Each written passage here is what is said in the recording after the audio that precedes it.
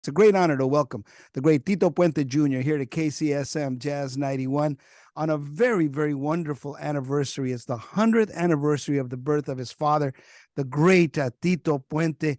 And Tito Puente Jr., how do you feel on this day, man? It is incredible. Thanks for inviting me on the show, especially on this celebratory centennial birthday, 100 years of Tito Puente. Tito Ernest Anthony Puente Jr., my father's real name, a.k.a. Tito Puente, was born Ernest Anthony Puente Jr. in El Barrio, New York, from Puerto Rican parents, and born on April 20th, 1923, 100 years ago today. And today we're going to celebrate not only his illustrious career, but 100 years of just great music, bringing people on dance floors, spreading mambo around the world, and being entertained by the wonderful array of music that he has left this planet. The catalog goes to about maybe 186 albums, has to be a world record, and 14 Grammy nominations, 7-time Grammy Award winner, and a star on the Hollywood Walk of Fame. There's so many accolades about Tito Puente, but we celebrate today here with you guys the 100th anniversary of the king of Latin music, Tito Puente. Well, it really is a very beautiful thing. And I'm glad that you really have, taken the torch to keep your father's legacy alive, Tito, because the truth of the matter is that he was an icon, he was a god. And truly, people around the world, today are celebrating your father. And I think that a lot of us, sometimes wonder, how is it to be, the youngest son of Tito Puente? I mean, sometimes it seems like, you have all this responsibility, man, you know what I mean, to be able to keep up, the whole legacy of your father. Do you feel like that, man? Yeah, sometimes it gets a little overwhelming, but most of the time I try to focus in on what's most important, which is the music and entertaining the fans and bringing that music, that sound of Puente to the dance floor, and to make sure that people are enjoying the music, and of course my family too. I try to keep well grounded. Tito Puente did about 300 shows a year, and I'm kind of pushing that as I get older. I'm now 52 years old, and performing his music has really taken me around the world to places I thought I would never see. I've seen them when I was a child, but now I'm seeing them again. But it is a big responsibility, but I take it in stride, and I kind of I don't have too many people looking at me anymore, questioning what my motive is. My motive is to in perpetuity to keep Tito Puente's music alive for the newer generation, for them to understand and to be aware that Latin music comes from pioneers like Tito Puente, Celia Cruz, Johnny Pacheco, Fania All-Stars. They're very, very crucial and important to the music of the future and what the music that we hear today, whether any genre, rock and roll, hip-hop, pop, reggaeton, salsa, all Latin jazz, all types of genres of music always have been influenced by the conga, the timbale, the bongo. And Tito Puente was instrumental in bringing that sound to the world. He was an ambassador of Latin music, but I take that responsibility and I use it to bring it to the masses and to the newer generation. But man, when your dad brought those timbales out front of the band, he revolutionized, Latin music. And I know that for him, I saw him many times, and he always amazed me, the sounds that he would get out of those timbales, but for you, as a kid, did he advocate for you to learn to play the timbales? How did you gravitate to the instrument, man? Jesse, as a kid, your parents tell you don't touch things, like don't touch my this and don't touch my that. So we had a garage full of drums, and my father said, "No toca los timbales, amigo." And what do you go do when you're 5, 6 years old? You go and start whacking on the drums.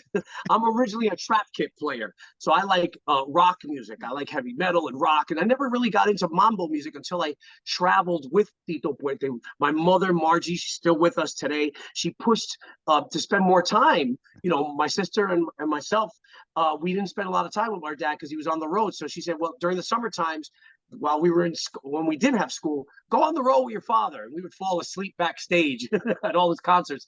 And then I started listening to that clave rhythm, that 3-2 clave, that 2-3 clave that got people to cha-cha-cha and rumba. And that's why I started gravitating towards my Latino heritage, my roots, my Puerto Rican, Afro-Cuban heritage. And I felt that I guess it's like our metronome in our heart. So I'm kind of finding a way to mix metal music and mambo music. I'm going to do it one day, but but yeah. No, I love what Tito Puente always represented was Latin jazz and mambo music, and he always kept that in tune with all of his accolades and all of his different compositions and arrangements. He always had that big band swing, and he kept that Latin jazz feel in there, and that's something that he needs to be commended for. That was very innovative back in the 1940s and 50s when he was doing those arrangements of Complicación and all those big band sounds, Dance Mania album, all those great records that came out at that era. They had that big band, Duke Ellington, Dizzy Gillespie sound, you know? oh yeah, oh yeah. But the thing too is that your dad was also a very complete musician, and I have to tell you a story that, I saw him at the Fairmont Hotel, and at the time at the Fairmont Hotel, I was working at the time recording a traditional jazz band in another room, and I went and I checked him out, and we hung out and the whole deal. And he asked me, he goes, can you give me a ride tomorrow? He goes, I have to go to San Leandro. He goes, to buy a stock chart because I'm going to be doing a recording for Concord Records.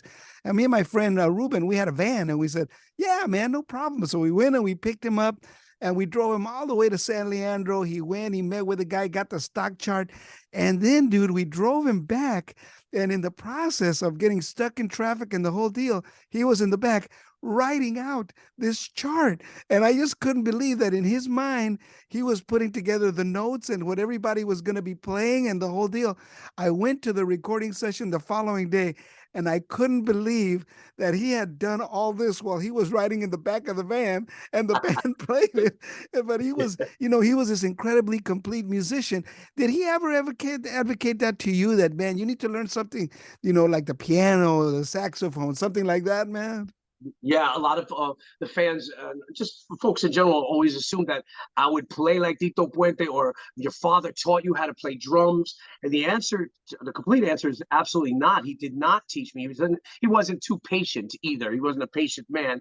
He was a very perfectionist. I'm pretty sure you recognize that when at the recording studio.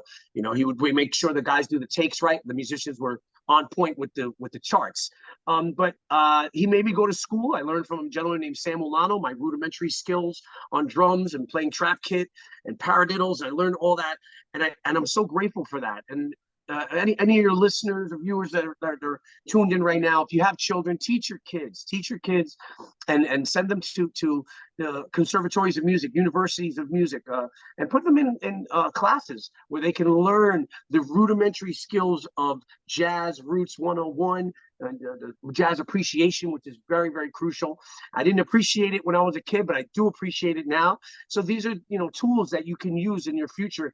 And Puente was about that. My father made sure I went to school. I wanted to go to college for it, and I'm glad that he taught me that way. And then he mostly taught me how to learn to be a road dog, go on the road and travel around the world, and handle flights and hotels and all that stuff. So I'm glad that he taught, and of course, how to be a great dad too. No, it's totally true. What memories do you have of celebrating Tito Puente's birthday, bro? Wow, there's so many things happening today and throughout the entire year, because this is a year-long celebration of Puente music. We've already done quite a few big concerts. One in Puerto Rico recently in the Dia Nacional de la Salsa, had about 30,000 people there celebrating the life and legacy of Tito Puente. We are doing some big concerts coming up in New York, and back in Puerto Rico. We'll be on the West Coast. I'll be out in your area up there in at Yoshi's on April 27th, celebrating as well.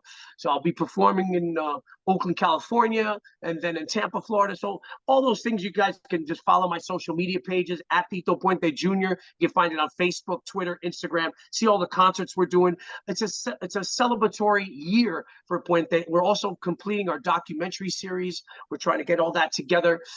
So that way we can get a trailer out this year. A movie came out today too. I played my father in a movie called Los Reyes de la Salsa, the story of Richie Ray and Bobby Cruz, who were popular in the Fania All-Stars. I had a little small part in there. So a lot of great things happening from the Tito Puente estate, the camp, the music. There are some releases coming out through Fania Records from vinyl.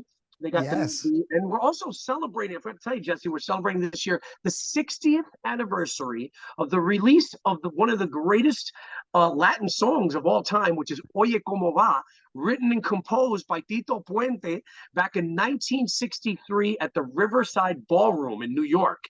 And it was released on Tico Records. So they're doing a 180-gram vinyl coming out in a couple of weeks. Which is really, really exciting. And of course, we got to thank Carlos Santana for redoing the song, and getting me through college as well.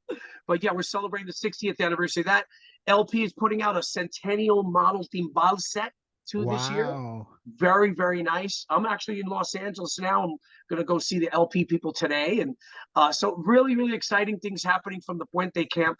And of course, we're working on a biopic for the king of Latin music. Wow, what can I say about that? It's so exciting.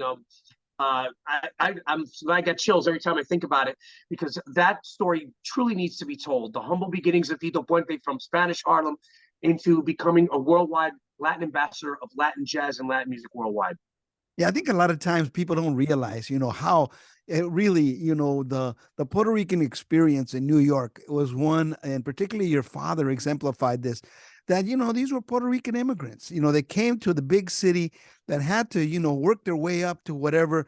And, for you, I mean, your grandparents in their own right were, really quite encouraging for him and his sister to be able to get into the music, to be able to, find their way through it.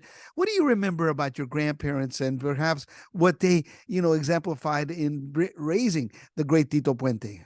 They come, of course, from San Germán, Puerto Rico, and Guamo, Puerto Rico. I don't remember my grandfather because he passed away before I was born. So he passed away in 1969, and I was born in 71. So my brother could probably elaborate more on Grandpa Ernest, who was Ernest Anthony Puente Sr. He worked at a razor blade factory in Brooklyn, New York, immigrated from Puerto Rico, and he had 5 brothers, and he met Doña Ercilia Ortiz, who was my grandmother, who I did grow up with in the Bronx, and she has to be hands down one of the best chefs I've ever known, next to my wife. And she was an incredible, incredible person, and she was the one that raised my father, and of course put him through piano lessons for a quarter back in 1930 something. And I have to give kudos to Grandma Celia, as she was the one that really supported my father in his musical career, his journey. And Tito Puente was a dancer first. And if you really look at him performing and playing timbales, you can see like he's dancing through his hands. And that's something that's unique to Puente. And I also believe that when he was growing up, my aunt, who was his sister Annie, they won dance contests in El Barrio all the time. So Tito Puente really did his music for the dancers, and he always loved people to enjoy his music on dance floors, and it's dance music basically. And Tito Puente was a street musician, and who became that ambassador of music and became that genius simply because he put all his mind and his wholehearted work into what he done, into his arrangement power, his composition, his writing, his composing.